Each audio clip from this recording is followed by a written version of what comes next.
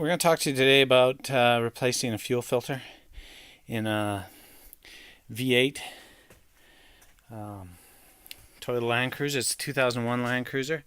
You can see it's a 2UZFE engine, and there's the fuel filter right there.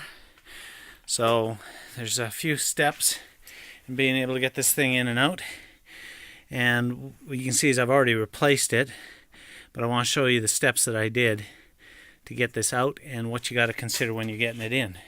So the first thing you got to do is you have to be able to take this clip off of here, and for that we bought this little tool, or I got this little tool. It's not very much, it's a couple of bucks type of thing, and it basically clips around this pipe here, and then once it's clipped on there, it basically, you pull this thing down onto it and it spreads those two green tabs apart, and then you're able to remove this item back up and off of the fuel filter. Now you will get a lot of spillage of gasoline and stuff, so make sure you're in a well ventilated area and all that stuff.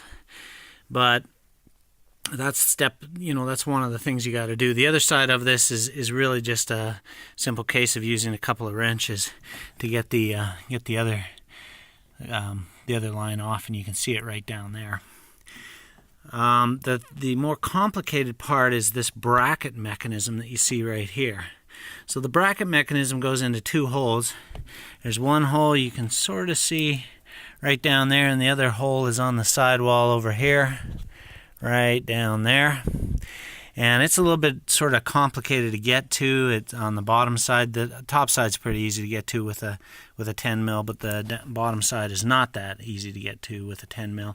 And then there's this bracket bolt here. It's also 10 mil that goes across that you got to get off. And it's not the easiest thing either to get on and off, but that's basically how that mechanism goes in. So you can see we've got the bracket back on. We're going to mount it back in. There's a couple of little lines that go in. Well, this line goes in right down here. So that line clips into this clip right here. So we're going to try to fit this back in, and I'll show it to you once we're sort of back in place. And we're sort of going to loose attach the screws that come in. There's one up here. We're going to loose attach that. The other one fell down below, so I got to retrieve it. And then we're going to put it back in, and then we're going to refasten that gas line down there back on. Okay, so you can see we've got the fuel filter back in. So like I said, use that tool to release this piece first.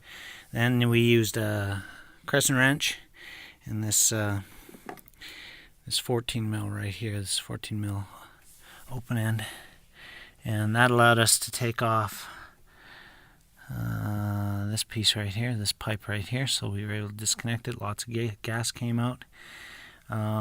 The difficult part on getting this back in is we started by putting this one bracket way back here. We put this bolt in first on the bracket, and that allowed us the ability to move this around a little bit so we get tools back in there. And we found it was really tight and difficult to get back in there with tools.